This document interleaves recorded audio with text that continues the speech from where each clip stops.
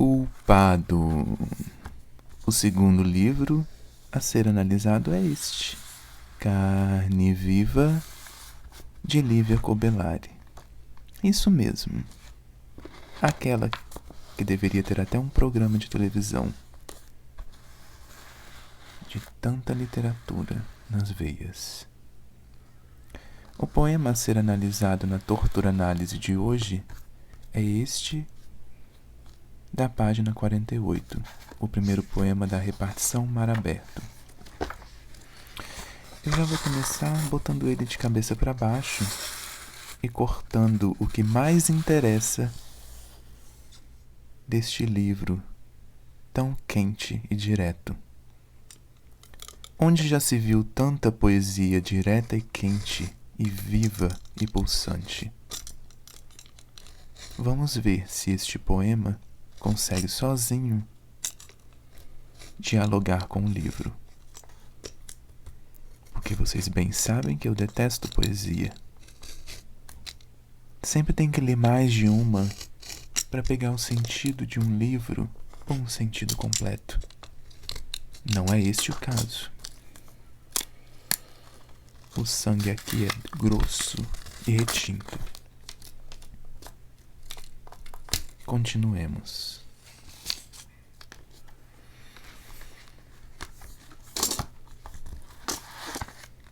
Antes, contudo, vamos dar uma pequena lida. Os olhos nem se tocavam. As palavras iam se acumulando na retina e se precipitavam em gotas grossas que batiam pesadamente na mesa e respingavam nos livros, nos quadros, preenchendo a sala e manchando o silêncio. Vamos observar também os cortes da carne na capa do livro. Que amarelos são esses? Que veias de gordura e carne e sangue? A coisa não devia ter financiado essa barbárie poética da senhora Cobellari. Carne viva. Eu já ia esquecendo de comentar. Nunca deixe de tirar de seus livros aquilo que mais interessa, que é a leitura.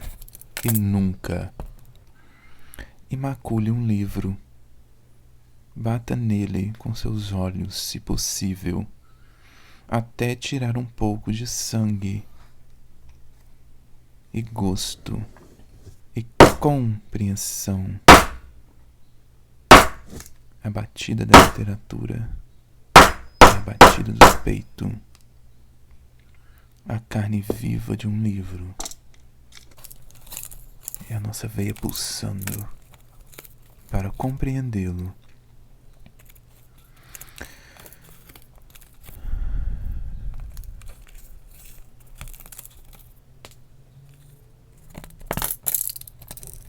Já chega um pouco disso. Vamos à próxima fase, que é de fato a nossa tortura. Todos os pedaços de carne, de papel e de entendimento vão ser disseminados hoje. O processo será um pouco diferente do que fiz com o livro da Senhora Café. Um poema, ele é muito mais, digamos, concentrado. Então eu vou especificar primeiro a leitura deste poema. Depois seguiremos para uma análise mais resumida. Vamos lá. A primeira frase: os olhos nem se tocavam.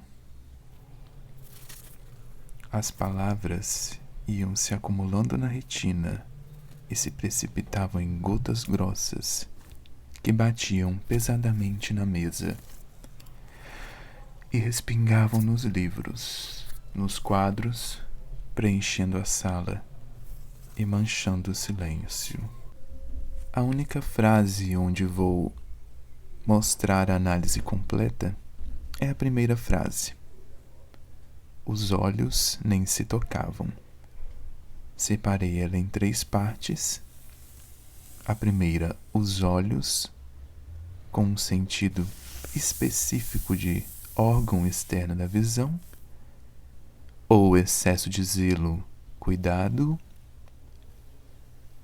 ou os olhos como aquilo que dá luz, brilho. Depois, vamos analisar o nem, que parece muito simples, mas esconde várias camadas. A primeira, também não. A segunda como sequer. E a terceira como tampouco. Essa palavra esquisita.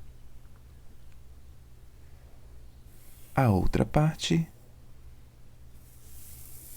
se tocavam. Com o primeiro sentido de tocar em alguma coisa, mencionar alguém, como segundo sentido, expulsar alguém como terceiro, atingir como quarto, estar perto como minha casa toca a dele, e mais alguns sentidos, como o sexto de passar ao porto, o navio tocará Olinda amanhã, o sétimo como impressionar e comover,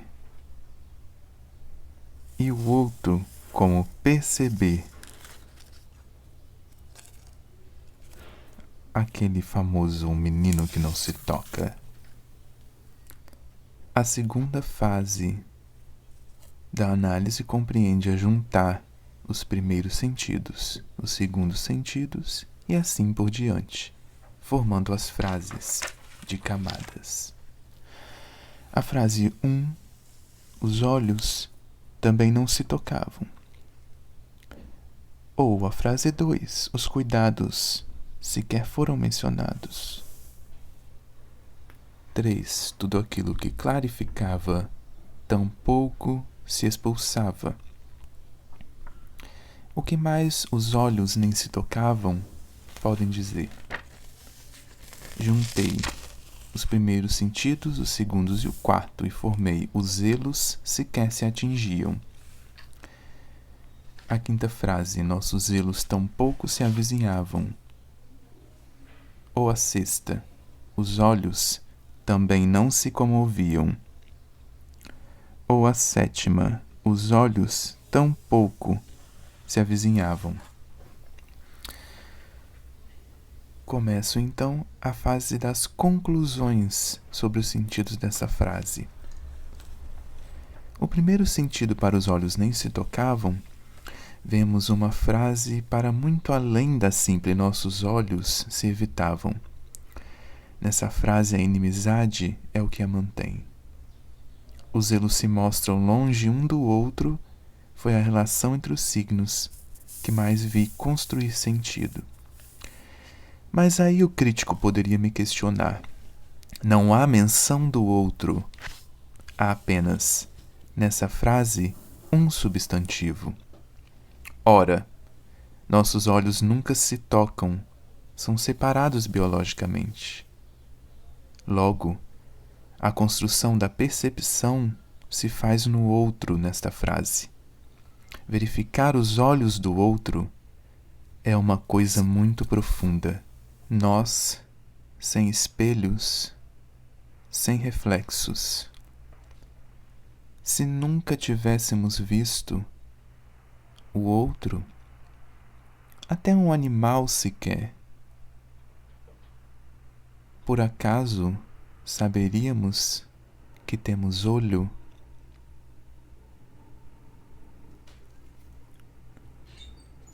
A segunda conclusão a que cheguei para essa frase os olhos nem se tocavam é a seguinte: há uma necessidade do outro nesta frase.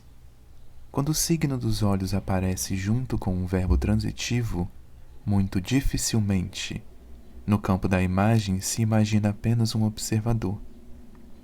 Há um outro, há uma relação.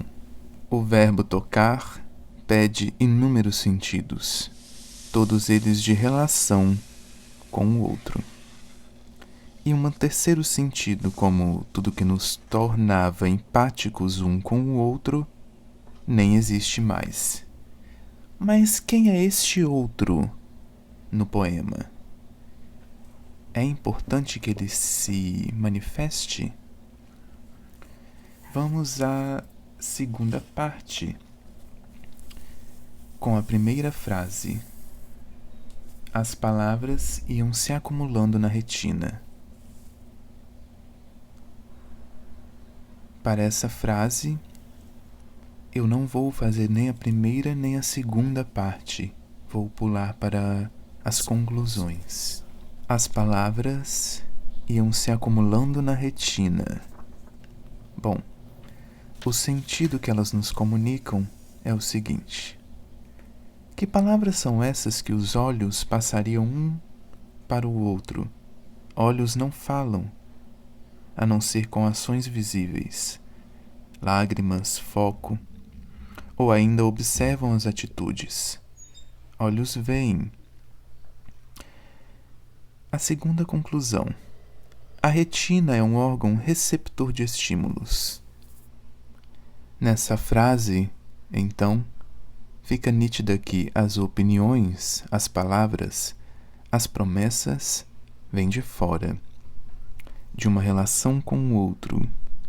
Mas será mesmo? O que vem de fora se grava e se acumula na memória. Seriam essas palavras que ferem? A segunda frase da segunda parte do poema é: e se precipitavam em gotas grossas. A conclusão a que cheguei é a primeira. Nesta frase, pela imagem do olho, as gotas remetem a lágrimas, mas ao mesmo tempo são grossas, encorpadas. 2.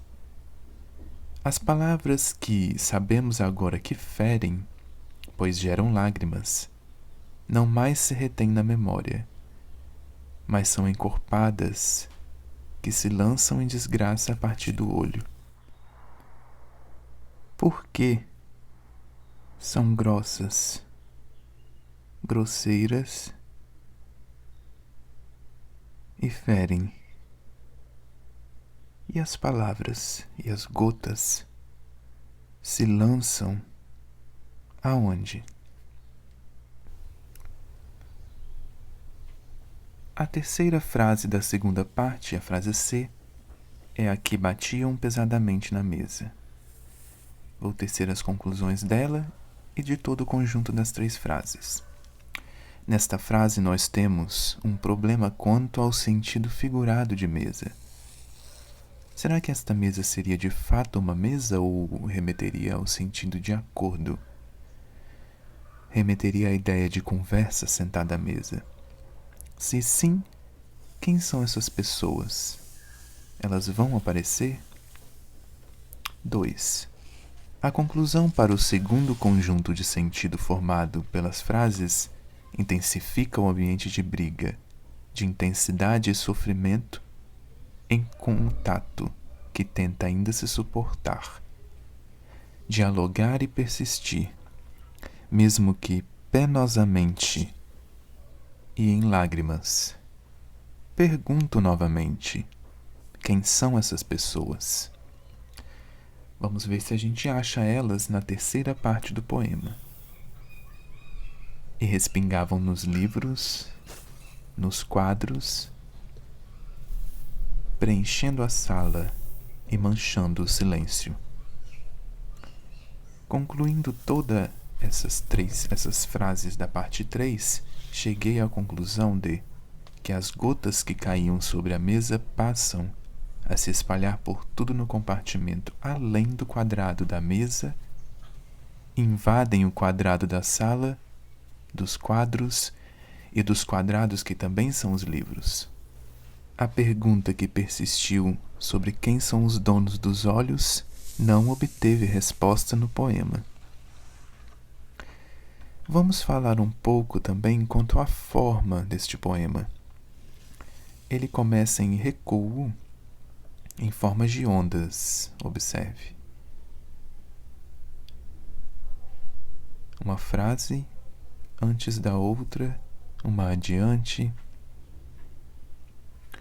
Uma parte dessa análise, já que o corte foi feito, vai se deparar sobre a forma. A conclusão sobre a forma é a seguinte. 1. Há aumento ou diminuição do recuo no início das estrofes, como um vai e vem, imitando uma onda, uma dança. Por quê? Talvez o formato de ondas dialogue com o verso da página anterior, que expõe 3 frases em repetição, mar aberto, que é uma das divisões do livro. Antes da conclusão final sobre este poema sanguinário, vamos terminar de nos divertir com as partes das carnes que separamos. Carnes moídas e vivas, partes vermelhas e sanguinárias, de dores, de intensidade, sofrimento e memória, de brigas, relações. Garfadas intermináveis à mesa, conversas, dividindo sobrenomes, nos dividindo em vida de carne mal batida, de carne nervosa e pulsante.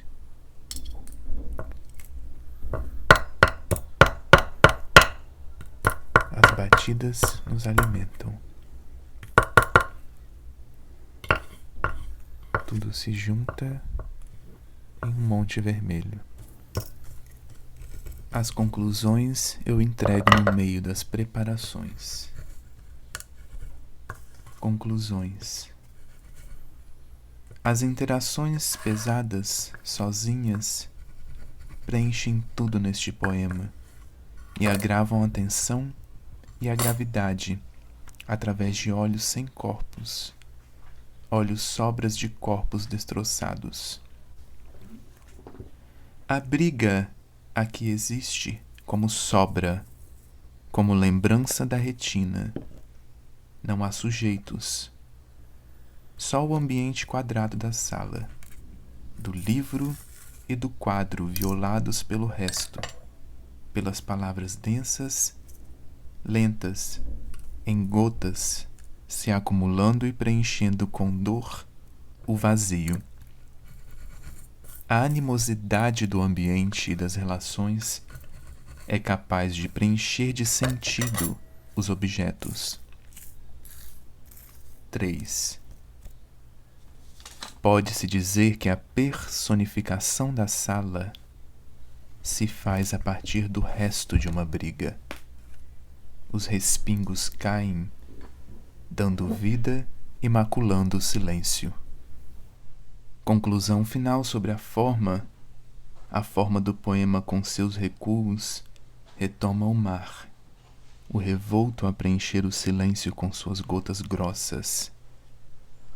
É o mar em ondas, as palavras em ondas pesadas, não em partículas pontuais, mas em ondas que reverberam em tudo, dando até lembrança a objetos que olhos há pouco tempo compartilhavam como sendo seus.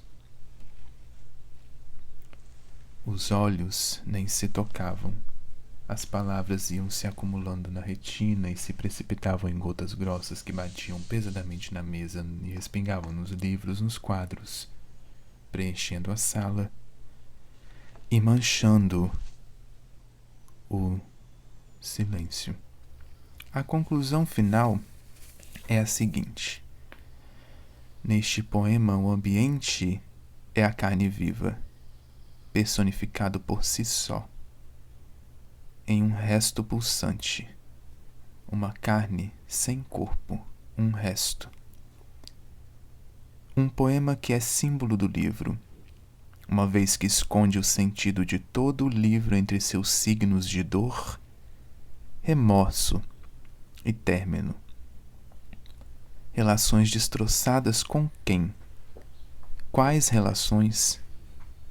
Seria de término? Talvez o próximo poema entregue. Essa resposta fica para o silêncio, violado. A curiosidade sobre o quem, sobre o que deixou a carne exposta e viva, sobre a retina, fica escondida nas batidas, na carne nos livros. Essa foi a tortura de sentido, a minha tortura análise do livro Carne Viva. Eu sou Hugo Estanislau e esse foi o episódio 2 de Tortura Análise, o silêncio em carne viva da senhora Corbellari. Até um próximo livro torturado. E tenham pesadelos.